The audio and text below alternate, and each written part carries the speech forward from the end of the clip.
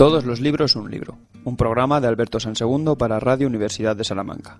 Reseñas literarias cada miércoles a las 7 de la tarde en el aula 89. Muy buenas tardes, sean muy bienvenidos al que va a ser el último programa de este año 2024 de Todos los libros un libro, porque como saben, los que nos siguen habitualmente, la programación de la radio concluirá justamente cuando concluya también la programación de los estudiantes de la Universidad de Salamanca, que es esta semana.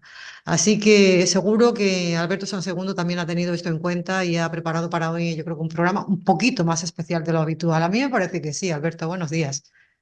Hola, ¿qué tal? Buenos días. Hombre, sí, es muy singular, ¿no? Lo que ocurre es que yo creo, a lo mejor es sin modestia, que todos los programas son especiales, ¿no? Pero bueno, es un poco singular. No, fundamentalmente por algo que además, como se repite tantas veces todos los años, ha perdido parte de la especificidad, ¿no? Que es que yo, como saben quienes nos siguen, aprovecho siempre la cercanía de las Navidades para recomendar libros, bueno, quizá una temporada larga de vacación, con más tiempo libre, es el momento adecuado para enfrentarlos, ¿no? Yo utilizo ese verbo porque son normalmente mis recomendaciones de estas fechas libros voluminosos que exigen una dedicación intensa. He de añadir que también placentera, casi siempre, en el caso de hoy, sin duda, muy placentera, ¿no?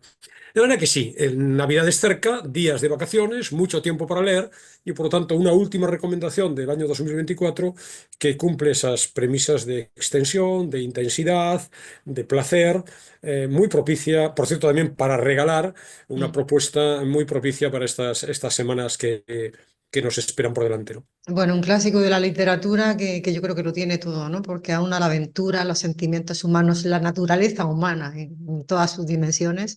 A mí me parece que todo eso lo reúne el clásico que nos presentas hoy. Así es, se trata de un auténtico clásico, El Conde de Montecristo, con una además cierta razón de oportunidad, porque la primera aparición del Conde de Montecristo fue a finales de agosto de 1844, es decir, se acaban de cumplir 180 años, ¿no? La primera aparición, digo, porque, como quizá nuestros oyentes saben, se empezó a publicar por entregas, por fascículos, ¿no?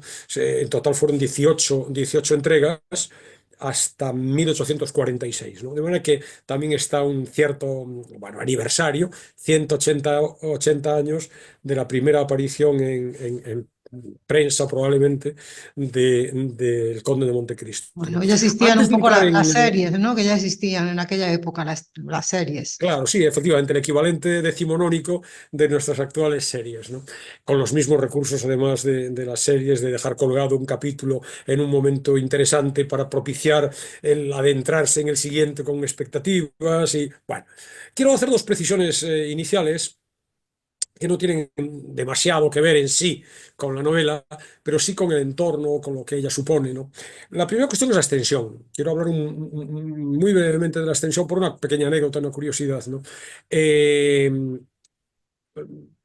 la novela tiene en la edición que yo traigo, que luego presentaré, 1261 páginas, ¿no? Por lo tanto, la idea de extensión no era solamente una exageración por mi parte, ¿no?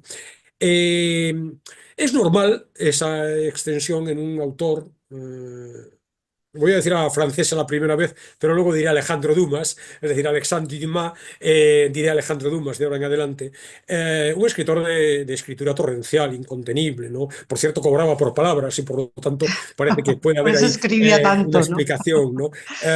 Se le atribuyen cerca de 100.000 páginas publicadas, ¿no? Es verdad que contó diríamos, un equipo de colaboradores, en este caso Auguste Maquet, que es uno de los más frecuentes, colaboró también en, bueno, apuntalar ciertos capítulos, ciertos pasajes del Conde de Montecristo, ¿no? Entonces, bueno, esta idea de la extensión me interesa, primero, porque como ya he dicho, hace aconsejable recomendar el libro en momentos en los que tengamos mucho tiempo libre para leerlo. Yo puedo decir que lo leí de pequeño, de pequeño, en la adolescencia, eh, pero lo he vuelto a leer hace 4 o 5 años, en 3 semanas de lectura intensa. Es verdad que salpicada porque uno trabaja, no se dedica a esto profesionalmente, ¿no? Pero sí, de lectura intensa también aconsejo, como hacíamos la semana pasada, a propósito de 4321 de Paul Auster, aconsejo una lectura lo más seguida posible, ¿no? Porque si no, hay infinidad de personajes, se pierde no la idea de la trama, porque yo creo que ya pertenece al inconsciente colectivo y todo el mundo sabe de qué va el Conde de Montecristo, pero en cualquier caso los pequeños detalles sí que se pueden perder si se hace espaciada esa lectura. La curiosidad que yo quiero, por la que yo estoy resaltando ahora lo del o voluminoso de la obra, es porque, bueno, no sé exactamente por qué razón, indagando en Internet, buscando ediciones del libro, que hay infinidad, como te puedes imaginar, está muy traducido además a todo el mundo realmente, y en España hay muchísimas ediciones, ¿no? Ujú. Entré en la Casa del Libro, y en la Casa del Libro, una de las ediciones, desde hace un cierto tiempo, no debe ser mucho, porque a mí me resulta sorprendente, incorporan en la información acerca de los libros, incorporan la duración estimada de la lectura. Lo cual me parece bueno, muy significativo del tiempo en el que vivimos, ¿no? Ujú. Esta cosa de que, bueno, vas a comprar un libro, pero antes te anticipan, oiga, que va usted a perder tantas horas, ¿no? Lo que resulta sorprendente es que en este caso, digo, también tienen calibrada la extensión, no sé, previsible de leerse las 1261 páginas del Conde de Montecristo. Pues sí, son exactamente 31 horas y 11 minutos, con precisión milimétrica. Lo hacen de una manera muy Casi, fácil, ¿no? casi un día y medio. Sí, es un día y medio interrumpido de lectura, ¿no? El modo en el que lo hacen es objetivo, digamos, ¿no? Hay una cifra más o menos establecida de velocidad de lectura media, que Ujú. vienen siendo supuestamente unas 238 palabras por minuto. Ujú. Calculan el número de palabras, que son del orden de 460.000, y por lo tanto dividen. Y el resultado te Yo, sale una curiosidad también, ya, yo tuve un premio creo que ha sido el único premio que me han dado a mí en el colegio, de lectura rápida, a la mejor a lo mejor lectora de la lectora. clase. Sí, y Ajá. además me cundía, me cundía leer, leía rápido, pero bueno, a la vez inteligible lo que leía. Claro, bueno, en fin, estas yo creo que son cosas de este tiempo en el que todo tiene que estar cuantificado, todo tienes que saber de antemano, si me meto en esto, de cuánto tiempo dispongo, cuánto tiempo voy a perder, ¿no? Bueno, una curiosidad relacionada con la extensión, ¿no? La segunda curiosidad es muy personal, muy subjetiva, previa todavía al examen del libro, es una batallita mía personal, ¿no? Entonces, claro, tú, con respecto a mí, todavía eres muy joven, y nuestros oyentes, la media de edad previsible de nuestros oyentes, mucho menor todavía que la mía, ¿no? Pero claro, este libro a mí me retrotrae a los días de mi infancia, ¿no? Exactamente, en octubre de 1969, Televisión Española emitió, entonces en 17 El capítulos, estudio uno con José una Martín. serie, una serie con Pepe Martín, de esta novela, ¿no? Fue un Qué, hito. qué preciosa. Es que yo fue la primera noticia que tuve de El Conde de Ujú, el Montecristo. Yo Conde de le Montecristo. Pues conocí a través de Televisión Española. en mi caso fue exactamente igual. Mm. Fue un acontecimiento para toda España. Fue un hito de popularidad en esa España oscura del último franquismo. Yo tengo grabado perfectamente en mi memoria esos programas. Yo venía del colegio por la tarde, expectante a ver si veía el capítulo. En mi recuerdo, ahora la realidad evidentemente disiente un poco del recuerdo, pero mi recuerdo era temporadas en las que yo venía entusiasmado del colegio para ver, para conectarme a aquella serie y verla. Luego resulta que buscando información solo se emitió 20 días, entre el 6 y el 31 de octubre de 1969. No pudo ser ese recuerdo tan intenso de tanto tiempo, porque fue escasamente en el menos de 3 semanas aproximadamente, ¿no? Bueno, yo recuerdo aquellos programas, Cesta y Puntos, que era un programa de un De concurso. Daniel Binder se llamaba el Daniel presentador. Mindel, Bernard Sí. Bindel, sí, no sé cuál es su pronunciación exacta. Sí, sí, Mm. nosotros nos reuníamos un grupo de amigos todos los sábados en casa de cada uno de nosotros, y concursábamos a ver quién era un típico de concurso de preguntas, de cultura general, historias para no dormir, que luego se prolongó más adelante, Mm. de Ibáñez Serrador. Recuerdo de esas épocas, estamos hablando de los años 68, 69, el madrugón inusitado de mi padre, inusitado por cómo era mi padre, ¿no? Para ver en directo la llegada del hombre a la luna, la victoria de Maciel en Eurovisión, hitos de aquella España en blanco y negro en todos los sentidos, porque la televisión obviamente también lo era, ¿no? Sí. Y recuerdo aquel Conde de Montecristo con Pepe Martín, un personaje un actor espléndido, que permanentemente ya quedó asociado, su figura asociada a la de Edmond Dantes, ¿no? El personaje del Conde de Montecristo, ¿no? Es curioso porque rastreando precisamente información sobre la serie para preparar la reseña del libro, me he encontrado con que Televisión Española tiene radiotelevisión, la página de RTV. El espacio se llamaba Novelas, o novela, perdón, en singular, novela, en donde se transcribían para la televisión algunos nombres, títulos clásicos de la historia de la literatura, Los dirigido por. Miserables, yo recuerdo Los Miserables también muy bien, Alberto. Claro, estaba todo, ¿no? Realmente, ¿no? Dirigido por un nombre clásico, Pedro Mario López, de Ujú. los primeros años de televisión, pero he buscado y están disponibles en este momento en la página de Radio Televisión Española: El fantasma de Canterville, Mujercitas, Orgullo y Prejuicio, Jane Eyre, Los Tres Mosqueteros, Crimen y Castigo. Dentro de las españolas está Pepita Jiménez, Entre Visillos también, David Copperfield de Dickens, grandes títulos de la literatura española universal en una cadena pública. No sé si eso tendría cabida hoy día, no ya en las privadas, al menos en la televisión pública, ¿no? Bueno, no, de la serie recuerdo también, o quiero transmitir a nuestros oyentes, algunos nombres que son clásicos de la escena española. Estaba Emma Cohen, muy guapa, estaba José María Square, Fiorella Faltoyano, Pablo Sanz. Lo que recuerdo fundamentalmente, y es, yo creo que cualquiera que haya leído de chaval el libro, tiene en su memoria, son las escenas del castillo de If, de la prisión de Ujú. Montecristo, cuando todavía no era Montecristo, era Edmundo Dantes. Aquellas escenas bueno, de un hombre consumido, andrajoso, con la cabellera enredada, las barbas caminando de destino aciago en esas mazmorras que evidentemente en la época, hablamos del 69, eran Sí, de ostensible cartón piedra, sí. pero bueno, es un recuerdo personal que contribuye quizá a que quien esté interesado pueda acercarse a la página de Radio Televisión Española y recuperar. Es verdad que hoy, estamos hablando de más de 50 años, ¿no? 50 años, 55 realmente, ¿no? Eh, de diferencia, todo queda muy añejo, ¿no? Pero en cualquier caso es entrañable y en el caso personal sí que me retrotrae a aquellos días de No, y chaval, ¿no? el trabajo actoral que es fabuloso, eran muy buenos Claro, sí, sí. actores.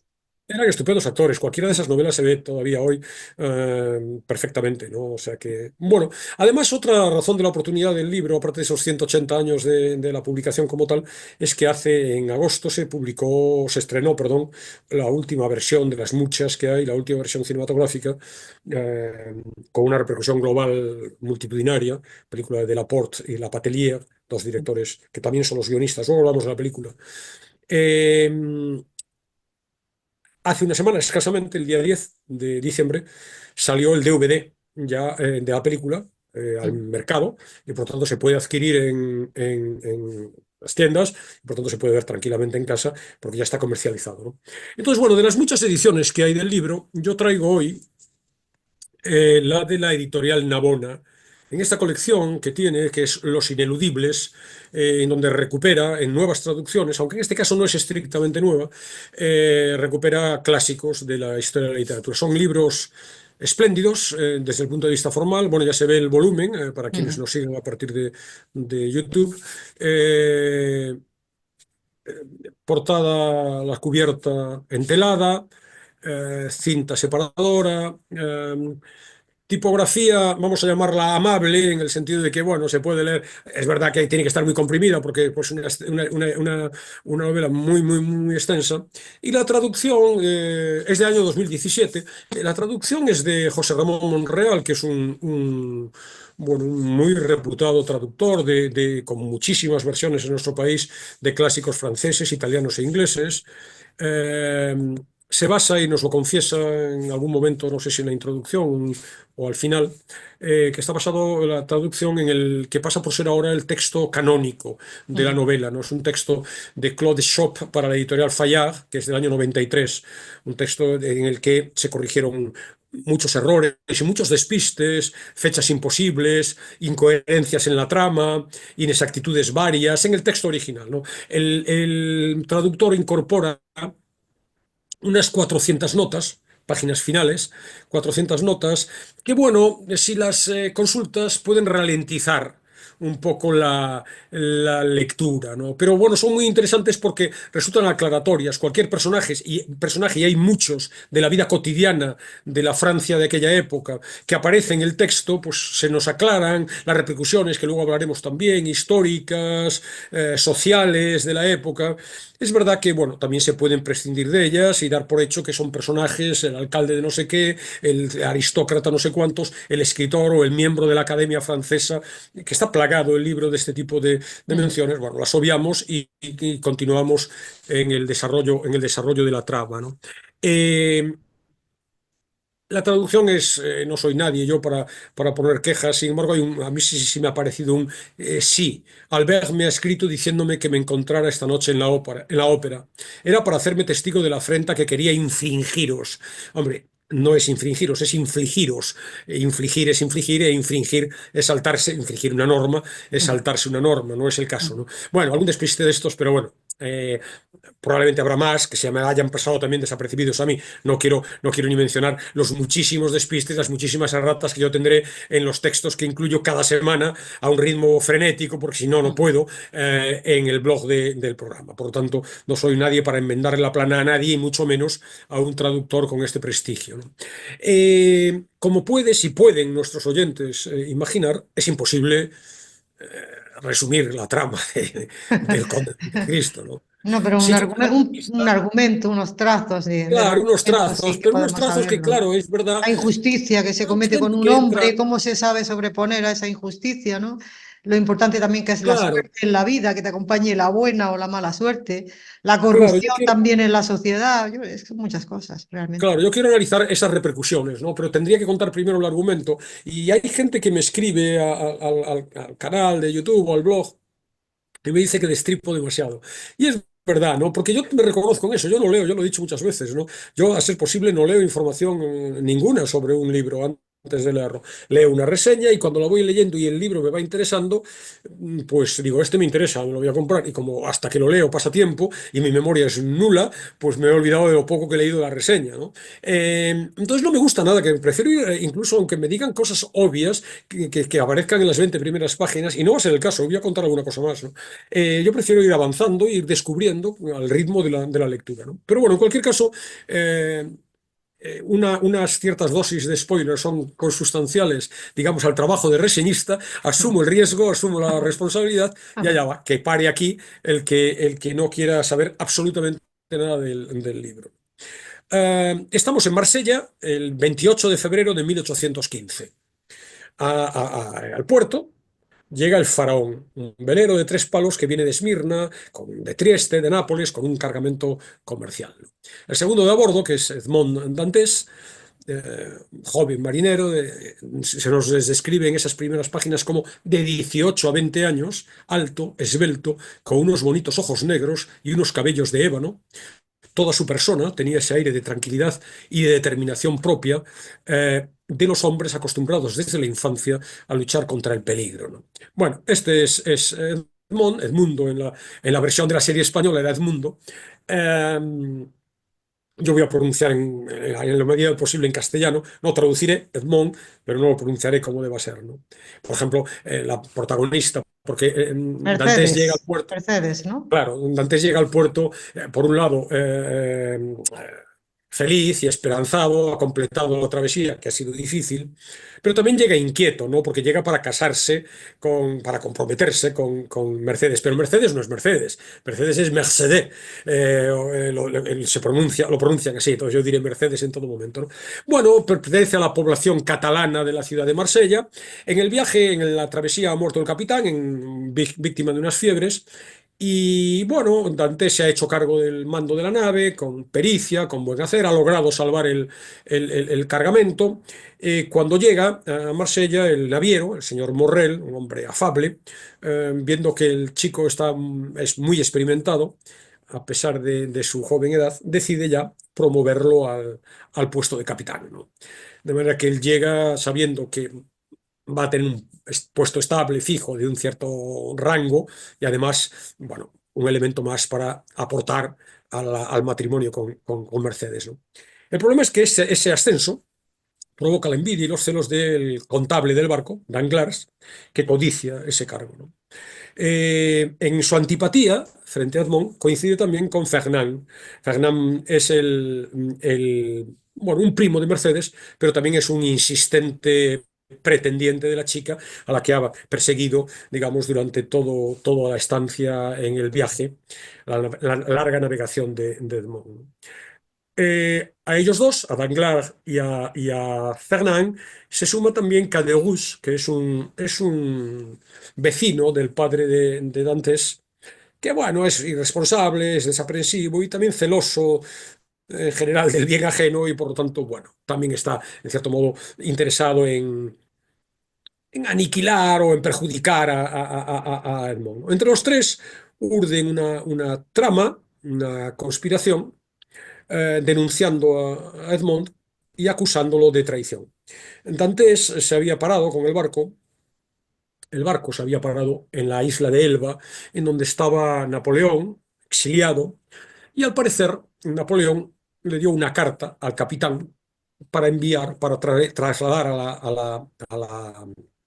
a Francia, al país, al continente. Y cuando murió el capitán, esa carta se la entregó a Dantes para que la entregara a una persona desconocida en París, ¿no? Esa carta era una carta de Napoleón. Napoleón estaba exiliado en París. Se había producido un año antes la restauración borbónica con la vuelta al trono de Luis XVIII. Bueno, Dantes no sabe ni siquiera de qué va esa carta, asume el compromiso de su capitán fallecido de entregarla a su destinatario en París, ¿no? Bueno, como esa carta es una carta bueno, que puede inducir a la conspiración, los tres personajes que acabo de comentar escriben una nota anónima dirigida al magistrado Villefort, denunciando a este pobre chico, y es detenido en su banquete de esponsales, no llega a contraer matrimonio porque es detenido.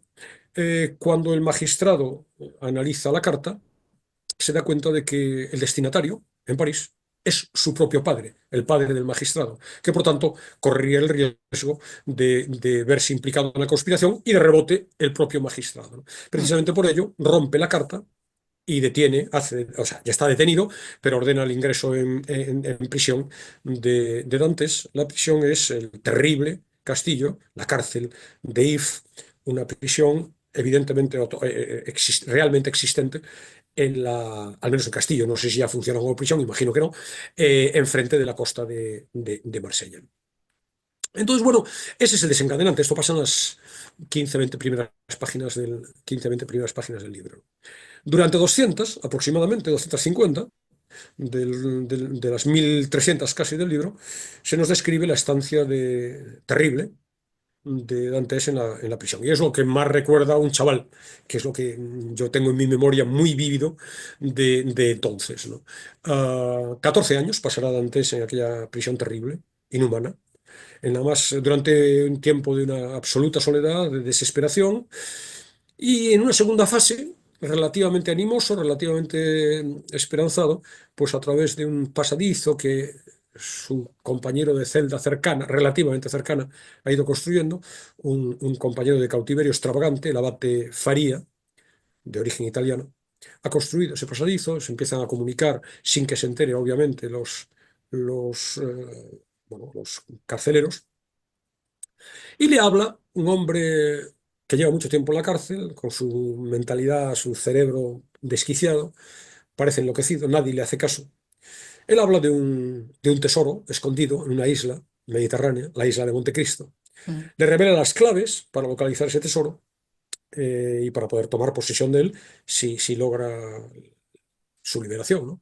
Intentan liberarse ambos, él tiene un plan, el abate faría un plan para... Pero bueno, no quiero entrar en demasiados detalles, fallece antes de que pueda llevarlo a cabo y Edmond, por una serie de circunstancias muy interesantes, pero que no quiero desvelar, acaba saliendo de la cárcel, no sin antes haber pasado años aprendiendo del abate Faría, que es un sabio, un erudito, con una cultura vastísima, le enseña historia, le enseña idiomas, le enseña matemáticas. Sale convertido, ese niño inocente, 16 años, sale convertido en un hombre muy, muy sabio, con mucho conocimiento de la vida, no en primera persona, porque ha pasado sus 14 años. Él entró con 19 en la cárcel, creo recordar, y sale con 33. No en primera persona, la experiencia vital, pero sí a través de las enseñanzas del abate Faría, ¿no?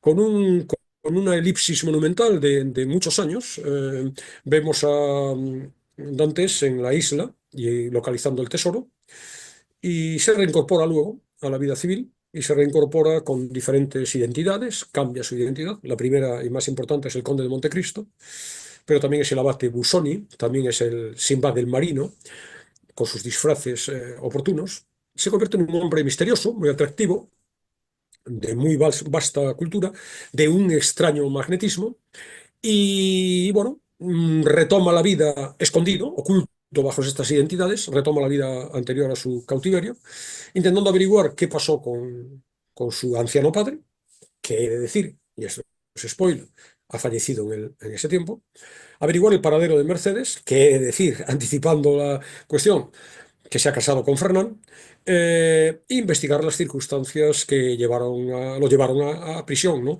Eh, dedicando el resto de su vida a intentar asegurar la libertad y la felicidad de quienes le fueron leales, y luego vengarse metódicamente Mm. de quienes lo acusaron de manera injusta, ¿no? Entonces, bueno, este conde de Montecristo, ahora omnipotente por su fortuna, porque el tesoro es incalculable, por su fortuna y también por su conocimiento, también diríamos que casi omnipotente por su ansia de venganza, ¿no?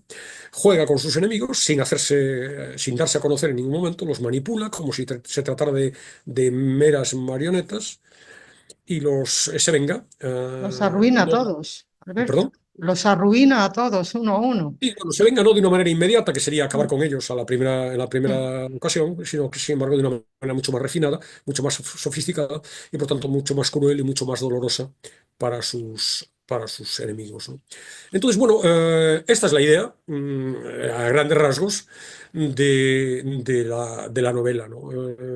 Que interesa por muchos, muchos factores, ¿no? El principal factor, la primera razón, que es la que quizá hace que lo haya leído medio mundo, literalmente, en el sentido de cantidad de gente, pero también infinidad de países en el mundo entero, lectores en todo el mundo, con, como decía hace un rato, traducciones incalculables, es que se trata de una novela de aventuras poderosísima, ¿no? Sí. Apasionante realmente, ¿no? Entonces, bueno, episodios, lances, correrías, peripecias sin cuento, viajes, navegaciones, cabalgadas, desplazamientos en carros, giros argumentales, sorpresas, misterios. Hay infortunios, hay golpes de Viajes azar, hay por todo el mundo, Alberto, viajes por todo el claro, mundo. sí, sí. Recuerdo a Alite Sucesos Belín, el dramáticos, Pachá de Yanina.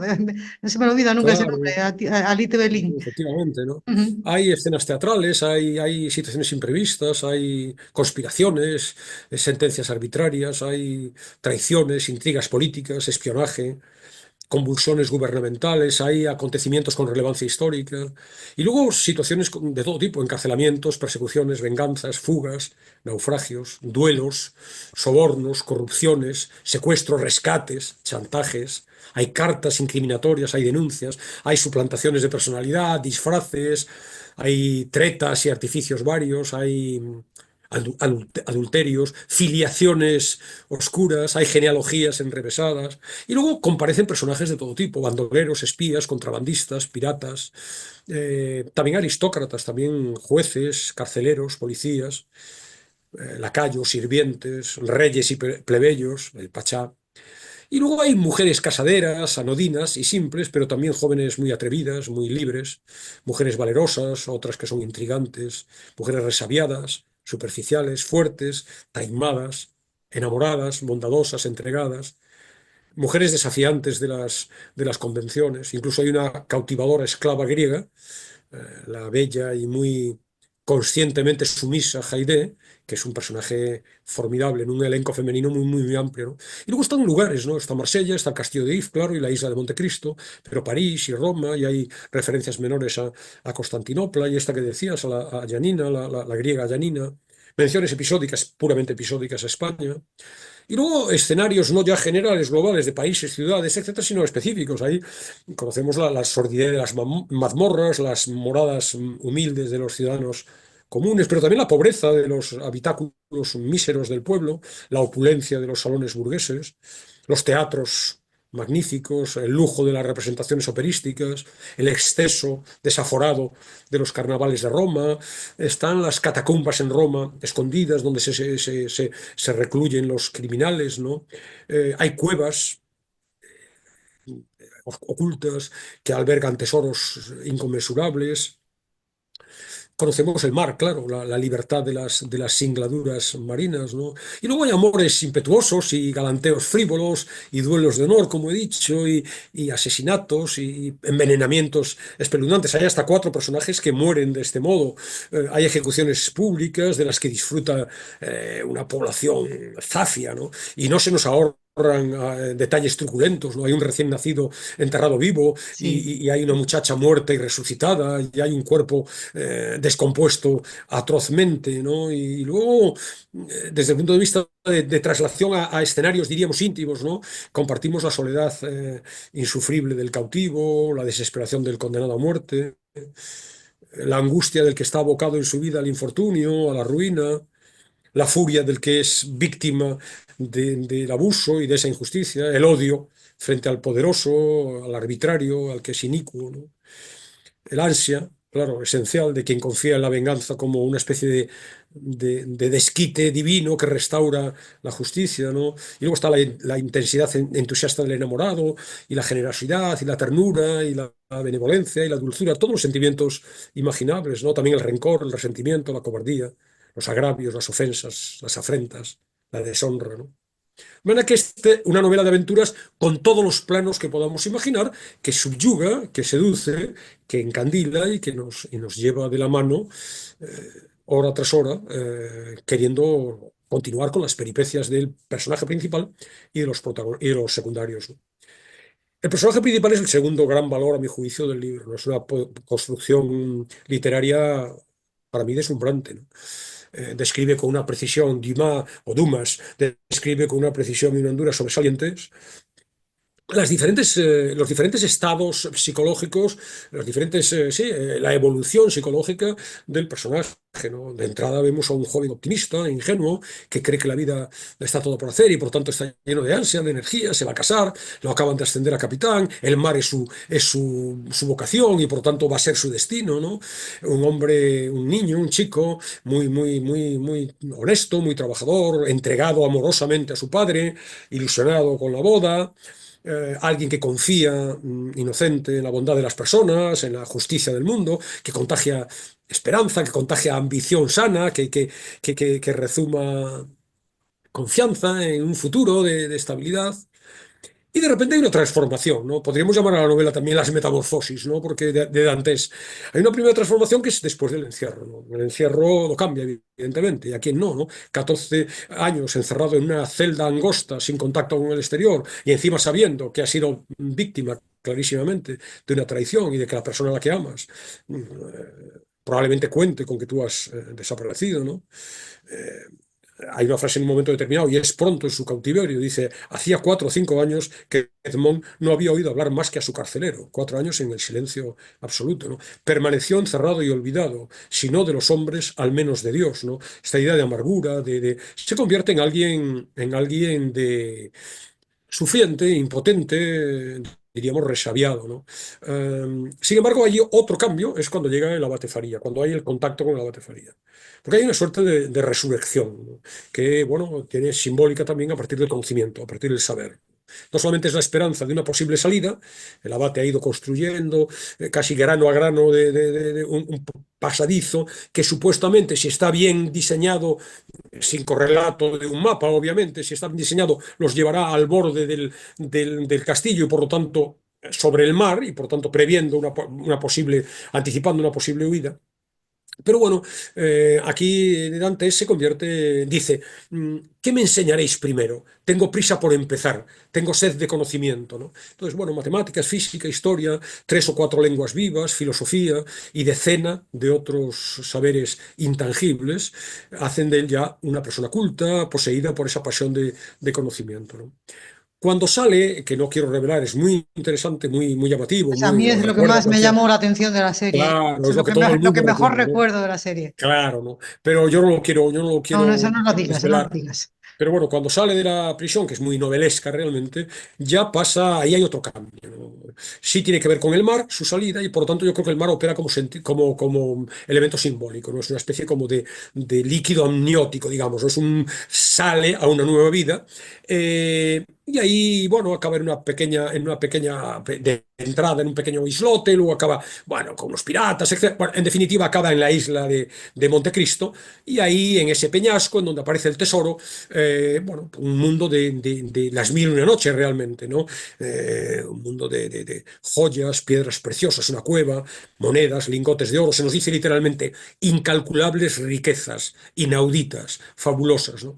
De ahí sale convertido en otro, ya sale convertido en el conde de Montecristo, ¿no? Ya es un hombre elegante, refinado, de buen gusto, muy culto, dueño de esta fortuna ilimitada, pero ya muy decidido, muy enérgico, y esta tercera personalidad de Dantes es la que, digamos, impregna el relato en la mayor parte del texto, ¿no? Alguien arrebatador, de una personalidad dominante, muy encantador, un personaje de un atractivo extraordinario, con un poder social enorme. No queda rastro, no solo en el físico, que lo ocultan sus disfraces, ¿no? Sino en lo psicológico, en lo moral, de ese joven inocente y candoroso. Ahora es un hombre de una seguridad y una fortaleza arrebatadoras, casi, como decía, omnipotente, dueño del destino, señor de su propia vida y sobre todo de las vidas ajenas, capaz de transformar las existencias de todos los que entran en contacto con él. Un personaje dice de él: con vos, querido conde, uno no vive, sueña. Alguien, insisto, de una atracción extraordinaria, y esto lo cuenta muy bien el autor, con un ámbito íntimo, una intimidad perdida, escondida, recóndita realmente, en donde hay un punto de sombras tenebrosas, ¿no? Hay un secreto. El secreto es la venganza, que lo tortura, que lo estremece, ¿no? Que él mismo se da cuenta que se ha convertido en alguien frío, calculador, despiadado, cruel. El Dios del que se habla en un momento determinado, alguien que tiene un poder casi divino, encierra también un demonio, ¿no? Y ahí entran unas dudas morales que luego, cuando comentemos algunos de los temas de los que habla, están muy presentes, ¿no? Bueno, realmente esto es lo que yo quería, esta venganza es lo que yo quiero.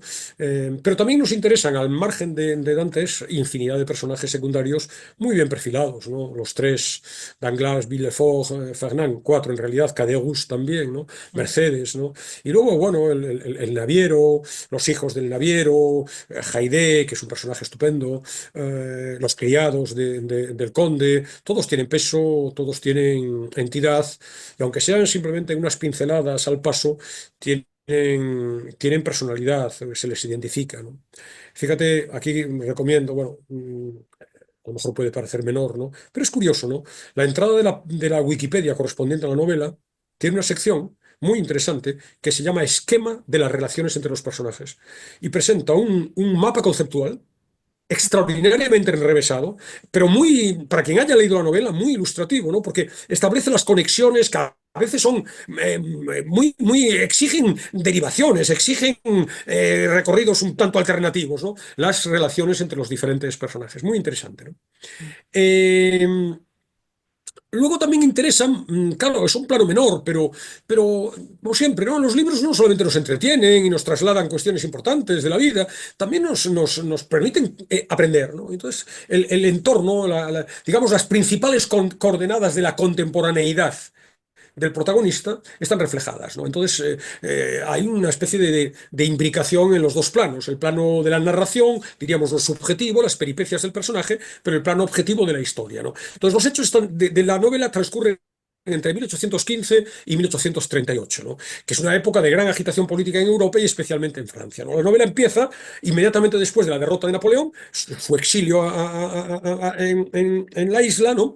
En Elba, y la restauración de la monarquía de los Borbones, ¿no? Entonces, con Napoleón en Elba y Luis XVIII instalado en el trono francés, muchos partidarios de Bonaparte en el continente, digamos, fueron perseguidos, fueron encarcelados y realmente esas faltas a Dantes lo detienen por unas falsas acusaciones de bonapartismo cuando estaban los Borbones en el poder, ¿no? Entonces, bueno, todo esto está presente primero a partir de nombres concretos y de fechas y de circunstancias y acontecimientos, pero luego el clima, porque el clima es un clima, hay una especie de atmósfera de intriga, de desconfianza, de traiciones, que es el que es realmente el de la época, porque hay enfrentamientos larvados de republicanos, monárquicos y de seguidores del emperador, de Napoleón, ¿no? Entonces, todo esto está muy presente y, bueno, te permite conocer algo que sabías de historia de una manera más o menos vaga, pero la conoces también de un modo más directo, ¿no? Ujú. Bueno, y Además, además enseña, ¿no?, que en ese tipo de sociedad las rencillas personales o las ambiciones personales o los odios personales pueden medrar de manera perfecta, ¿no?, amparándose en esa excusa política. claro, porque no solamente son los acontecimientos históricos, digamos, en sí, ¿no? Sino que Dumas introduce muchos elementos de la vida social, en donde se refleja realmente el arribismo, la influencia, las tramas, las intrigas. Por ejemplo, evidentemente hay menciones.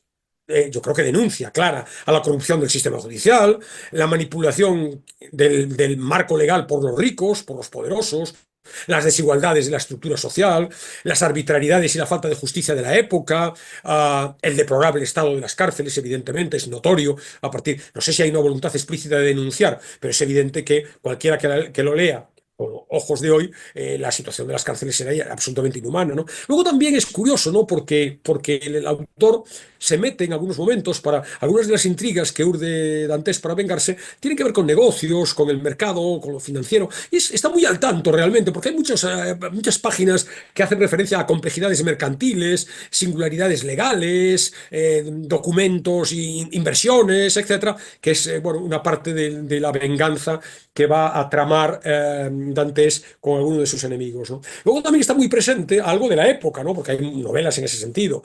La atracción del exotismo de Oriente, ¿no? Lo que aludías del Pachá, de Yanina, ¿no? Entonces, la cueva de Ali Baba, los tesoros.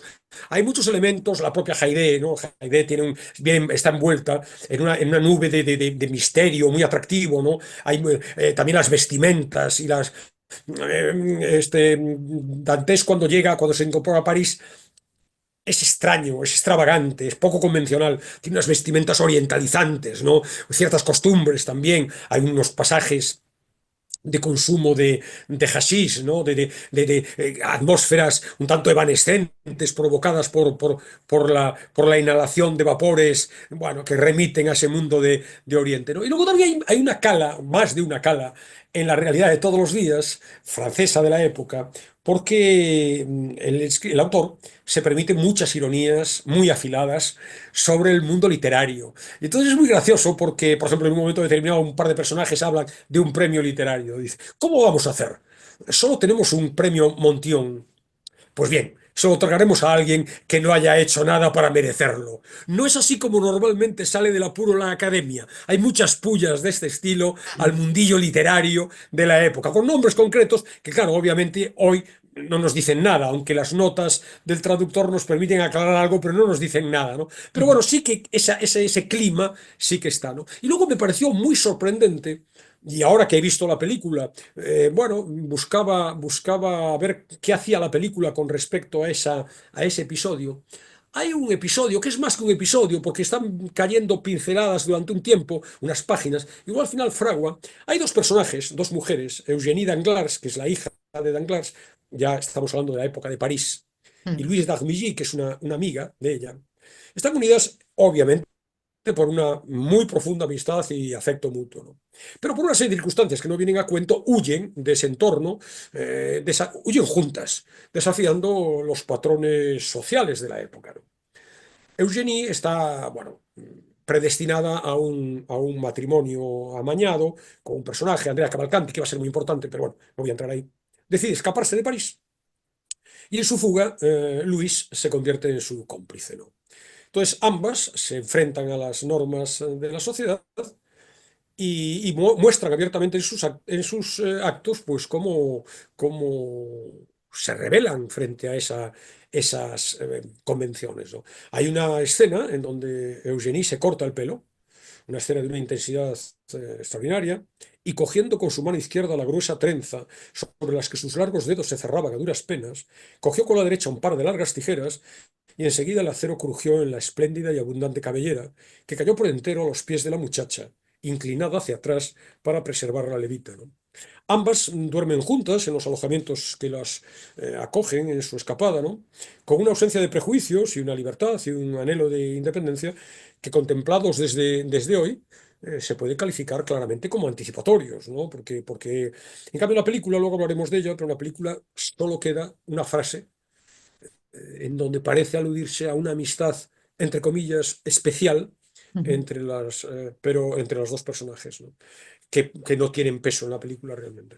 Luego, otro factor que me parece fundamental, al que ya hemos aludido, ¿no? Es los temas de alcance universal. Es una novela que no solamente toca a un lector de hoy, no solamente por la historia, ¿no? Toca también porque hay temas de alcance universal, intemporales realmente, que se cruzan en la narración. La traición, la injusticia, el mal, la venganza, por supuesto, claro, la redención, los límites de la justicia personal frente a la institucional, el castigo, el perdón, el poder, la corrupción, la integridad, la manipulación, también el destino, claro, y el libre albedrío, lo que apuntabas al principio, de si los azares de la vida te llevan o no te llevan, ¿no?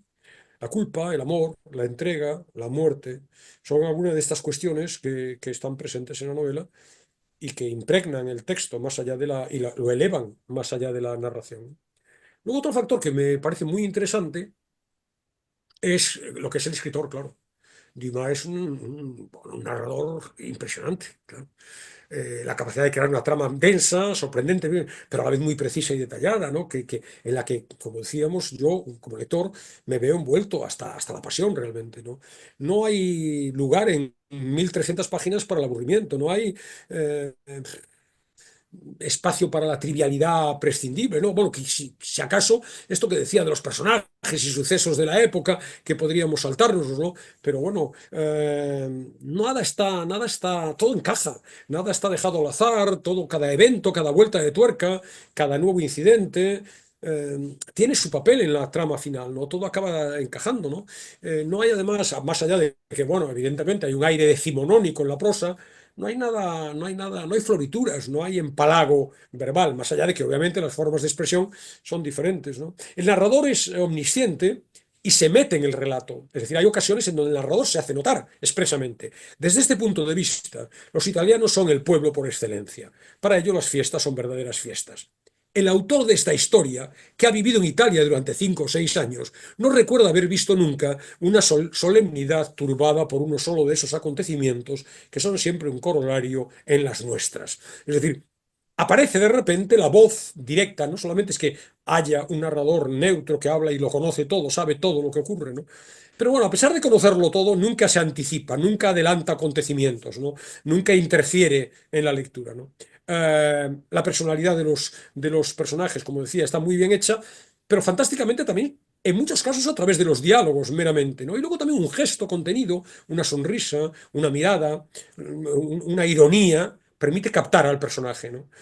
Permite captar sus emociones, ¿no? Y luego otra cosa interesante desde el punto de vista estrictamente literario es que se nota esta estructura episódica, ¿no? Fruto del hecho de que se publica por entregas, ¿no? Entonces, Ujú. claro, permite, y esto, claro, está muy avezado Dumas en este asunto, ¿no? Pues está muy acostumbrado a ello, entonces se nota cómo gradúa de manera, bueno, va Sí, acumulando, para ¿no? crear más suspense, ¿no? Ujú. Claro, más tensión, más emoción, más intriga, los giros dramáticos, ¿no? Que hace que el ritmo, pese a las 1300 páginas, sea muy dinámica, el ritmo de lectura Mm. muy dinámico, ¿no? Muy fluido, ¿no? Y luego yo no querría, antes de entrar en la película, no querría dejar de hablar brevemente, porque claro, yo soy un maniático y me he puesto a buscar referencias, ¿no? Entonces es increíble cómo ha influido, cómo es un clásico realmente en el sentido de que impregna la vida, la literatura, el arte, la cultura de muchas décadas, siglos después, ¿no? Entonces, hay infinidad de manifestaciones en el cine, en la literatura, en el teatro, en la música, en el cómic. Hay un episodio de Los Simpson en relación directa al Conde de Montecristo, ¿no? Hay otras que son indirectas, ¿no? Por ejemplo, bueno, lo que es evidente es que ya es, como Don Juan, como Quijote, ya es un arquetipo literario, ¿no? Es decir, esta idea de la condena del inocente, la impotencia ante la injusticia, el arquetipo de la búsqueda de la reparación, de la venganza, del resarcimiento. Esto es para siempre el Conde de Montecristo, ¿no? Entonces, bueno, a veces están traídas por los pelos. Yo he leído cosas, pues, por ejemplo, El Padrino. Hay quien lee El Padrino, evidentemente, pues El Padrino. Hay venganza, ¿no? Pero bueno, ver la conexión. Yo no tengo muy claro el recuerdo de la novela. Yo leí la novela en su momento, una de las novelas que a mí cambió mi vida también realmente. La leí muy joven. Yo tenía un tío en la infancia, batallita personal, con 13 o 14 años, un tío que me proporcionaba libros y además era un tío, no eran mis padres y por tanto no tenía el filtro de una censura, digamos, esto no lo puedes leer. Entonces a mí me dio aquel libro que me impresionó porque era desbordante desde todos los puntos de vista, ¿no? Entonces me descubrió el mundo, ¿no? Leí El Padrino antes, mucho antes, además de haber visto la película. No lo recuerdo suficientemente como para ver si existen conexiones más allá de la mera idea de la venganza, ¿no? Se habla de algún título de Stephen King también, se habla me parece un poco exagerado, pero bueno, de Stieg Larsson, aquella trilogía que luego se ha prolongado, ¿no? De los hombres que no amaban a las mujeres, que efectivamente hay venganza, pero bueno, películas hay infinidad de ellas, ¿no? Films franceses y norteamericanos con nombres clásicos de la historia del cine, sobre todo franceses. Hay, bueno, películas actuales, hay una venganza del Conde de Montecristo, del año 2002. Hay películas en las cinematografías más impensables. Mexicana, hay una película india, una película tamil, adaptada al entorno de la región. Hay una película japonesa con un anime. Hay películas argentinas. Hay una película argentina de un director infame desde mi punto de vista, León Klimovsky, que trabajó mucho en España, que hizo muchas películas de serie Z con aquel actor español Paul Naschy. Ah, Películas sí, de el serie Z hombre realmente. lobo, el hombre Sí, lobo. hombres lobos, profusión de sangre, una cosa muy truculenta y muy flojas, ¿no? Hay una película que podríamos llamar protofeminista de 1946, La Condesa de Montecristo, en donde el personaje es dantés, pero la venganza la hace acompañado de, creo que es su mujer o su hermana, no me acuerdo. Hay telenovelas, claro, la idea de la venganza esta ciega es básica en una telenovela. Entonces sí, he buscado referencias de telenovelas brasileñas, turcas, chilenas, venezolanas, ¿no? Y luego en las series, hay una serie que pasa por ser, yo no la he visto, por ser la mejor adaptación de la obra, que es una serie francesa del 98, con Gérard Depardieu en el personaje principal, Ornella Muti, Jean Rochefort, y con una aparición menor, yo no la he visto, pero he leído el cast, el elenco, hay una aparición menor, no sé en qué papel, de Josh Mustaki, del año Yo creo que esa 98. sí la he visto, Alberto. No, no lo recuerdo muy remotamente, pero yo creo que sí he visto esa serie. Mm. Hay videojuegos, hay interpretaciones de la obra en el mundo del arte, y son muy interesantes los grabados, las litografías con las que se ilustran diferentes ediciones, ¿no? Las primeras ediciones, los dos más reconocidos son Émile Ballard y Paul Gavarni, bueno, cualquiera que vea sus ilustraciones, que las busque, en el blog quedan las referencias, son muy, muy reconocibles, ¿no? Y magníficas además. Y luego tenemos la película. La película está muy bien. Aunque yo me he comprado hace una semana y he vuelto a ver la que se estrenó este verano. Me he comprado el DVD, El Conde de Montecristo. Dos directores, para mí todos desconocidos, directores, actores, Mathieu Delaporte y Alexandre de la Patillère, con Pierre Niney, que no lo conocía, en el papel de Edmond Dantes. Me ha parecido una muy buena película, sobre todo la cuestión esta, digamos, más de aventuras. Ha sido muy publicitada, muy difundida. Se presentó fuera de competición en el Festival de Cannes. Eh, eh, eh, bueno, está premiada, bastante premiada, no en Cannes. Eh, Problemas. Si nos ponemos puristas, y a mí no me cuesta mucho poner purista, es verdad. Claro, es que hay muchas licencias con respecto al texto original. Entonces, por ejemplo, hay personajes que no aparecen. Es normal, son decenas los personajes, son 1300 páginas, la película es muy larga, son 3 horas, pero aún así, ¿no? Hay personajes que asumen un rol personajes de la novela con unas intenciones, una voluntad y una personalidad totalmente opuestas a las del libro. En particular, Haidé es el caso más llamativo.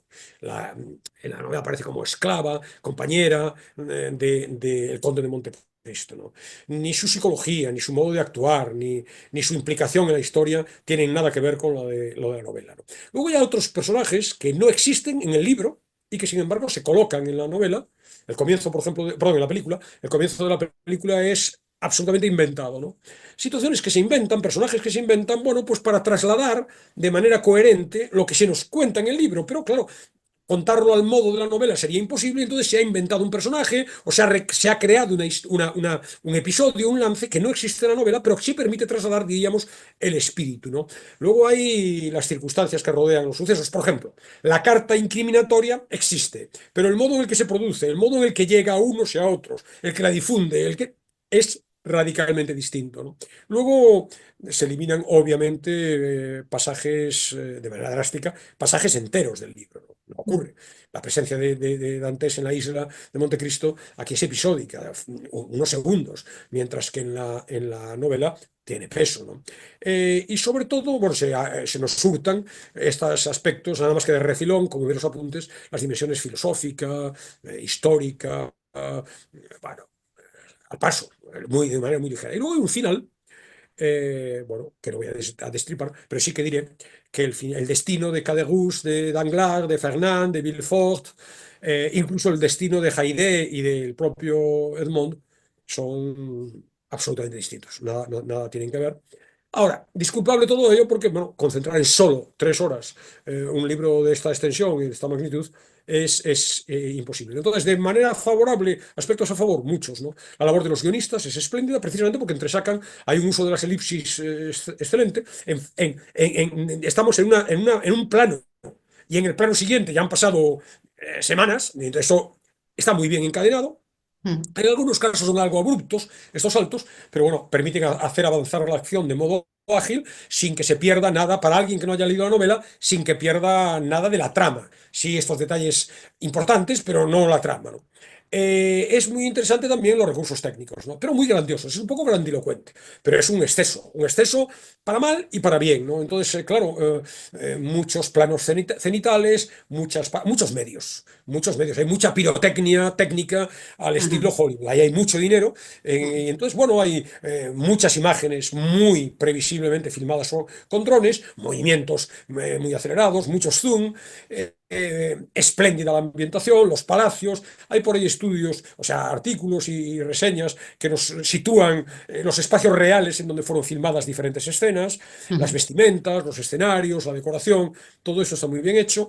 Muy sugestiva la banda sonora, con algunos, bueno, enfática en algunos momentos, como debe ser en este tipo de películas de acción, y Sí. entrañable, con algunos momentos memorables que precisamente uno de ellos será elegido para cerrar musicalmente, ¿no?